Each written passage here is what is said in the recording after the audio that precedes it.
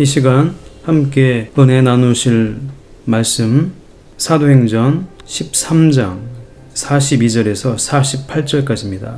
저희가 나갈새 사람들이 청하되 다음 안식일에도 이 말씀을 하라 하더라. 폐회한 후에 유대인과 유대교에 입교한 경건한 사람들이 많이 바울과 바나바를 쫓으니 두 사도가 더불어 말하고 항상 하나님의 은혜 가운데 있으라 고나니라. 그 다음 안식일에는 온 성이 거의 다 하나님 말씀을 듣고자 하여 모이니 유대인들이 그 무리를 보고 시기가 가득하여 바울의 말한 것을 변박하고 비방하거늘 바울과 바나바가 담대히 말하여 가로되 하나님의 말씀을 마땅히 먼저 너희에게 전할 것이로되 너희가 버리고 영생 얻음에 합당치 않은 자로 자처하기로 우리가 이방인에게로 향하노라. 주께서 이같이 우리를 명하시되 내가 너를 이방의 빛을 삼아 너로 땅끝까지 구원하게 하리라 하셨느니라 하니 이방인들이 듣고 기뻐하여 하나님의 말씀을 찬송하며 영생을 주시기로 작정된 자는 다 믿더라. 아멘.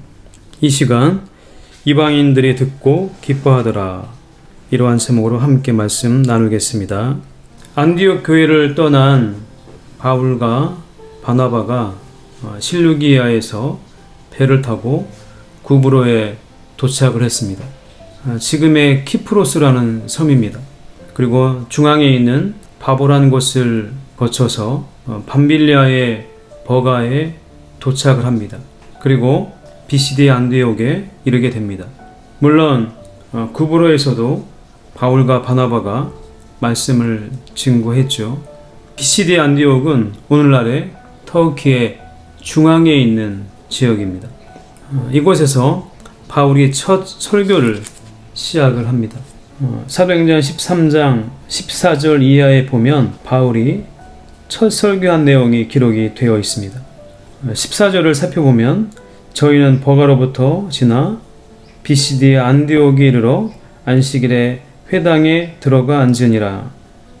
그리고 17절 이하에 보면 그 설교의 내용이 기록이 되어 있습니다. 이 이스라엘 백성이 하나님이 우리 조상들을 택하시고 애굽 땅에서 나그네 된 그 백성을 높여 큰 권능으로 인도하여 내사 광야에서 약 40년간 저희 소행을 참으시고 이렇게 기록을 하고 있습니다.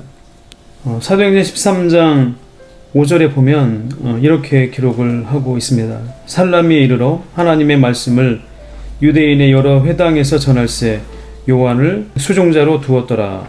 13절에 보면 이렇게 기록을 하고 있습니다.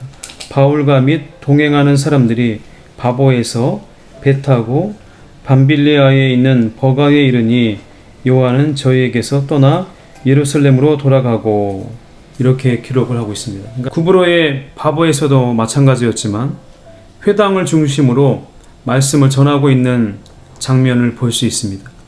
역시 비시디 안디옥에서도 회당에서 말씀을 증거했죠. 오늘 본문 42절에 보면 저희가 나갈새 사람들이 청하되 다음 안식일에도 이 말씀을 하라 하더라. 이것이 지금 회당에서 말씀을 전하고 나갔을 때 사람들이 다시금 요청하는 거죠. 다음 안식일에도 이 말씀을 전해달라. 그렇게 요청을 하고 있는 장면입니다. 폐해한 후에 유대인과 유대교에 입교한 경건한 사람들이 많이 바울과 바나바를 쫓으니 두 사도가 더불어 말하고 항상 하나님의 은혜 가운데 있으라 고나니라. 이렇게 기록이 되어 있습니다. 많은 사람들이 바울의 이 첫 설교를 들었고 경건한 사람들이 바울과 바나바를 많이 쫓아다고 성경은 기록하고 있습니다. 놀랍게도 그 다음 안식일에도 많은 사람들이 하나님의 말씀을 듣고자 모였습니다. 그러자 그 장면을 본 유대인들이 시기가 가득하여 바울의 말한 것을 변박하고 비방한다고 성경은 기록하고 있습니다. 오늘 본문을 보면 왜 이방인들에게 말씀을 전하지 않으면 안 되었는지를 성경은 기록하고 있습니다. 유대인들은 사도 바울이 말씀을 전할 때 많은 사람들이 듣고 귀 기울여서 경청하자 시기했다고 했습니다. 그리고 바울의 말한 것을 변박했고 비방한다고 했습니다. 그러자 바울과 바나바가 왜 이방인들에게 말씀을 전하지 않으면 안 되었는지를 성경은 자세히 기록하고 있습니다. 바울과 바나바가 담대히 말하여 가로되 하나님의 말씀을 마땅히 먼저 너희에게 전할 것이로되 너희가 버리고 영생 얻음에 합당치 않은 자로 자처하기로 우리가 이방인에게로 향하노라. 그리고 주님께서도 바울에게 명한 것이 바로 그 내용입니다. 내가 너를 이방의 빛을 삼아 너로 땅끝까지 구원하게 하리라. 이것이 주님께서 바울을 택한 이유였습니다. 이방인에게 복음을 전할 자로 이 바울을 택한 것입니다. 그러자 유대인과는 다르게 이방인들의 반응이 이렇습니다. 오늘 본문 마지막 절인 48절에 보면 이방인들이 듣고 기뻐하여 하나님의 말씀을 찬송하며, 이것이 이방인들이 듣고 나타낸 반응이었습니다. 유대인들에게 말씀을 먼저 전하고자 했지만 그것이 뜻대로 되지 않았습니다.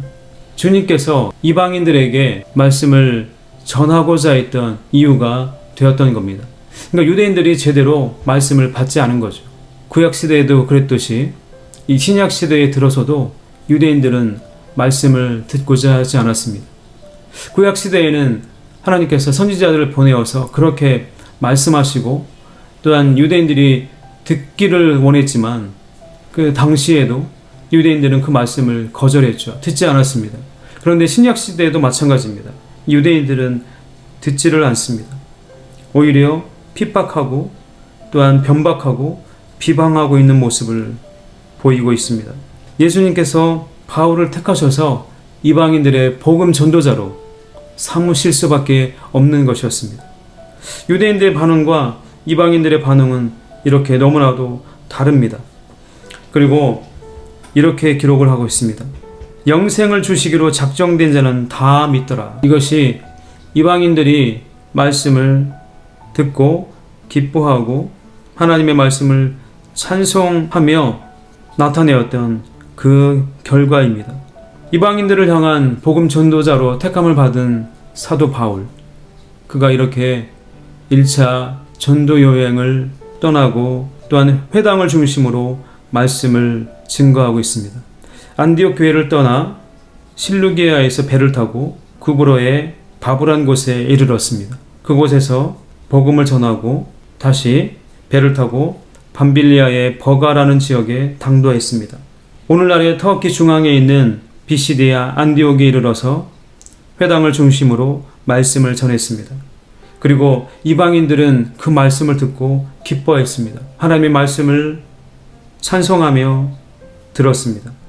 그리고 영생을 주시기로 작정된 자는 다 믿더라 라는 것이 성경의 기록입니다.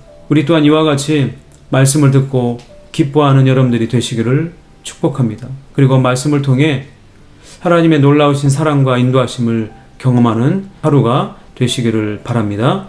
기도하겠습니다. 거룩하신 아버지 하나님, 은혜와 사랑을 감사드립니다.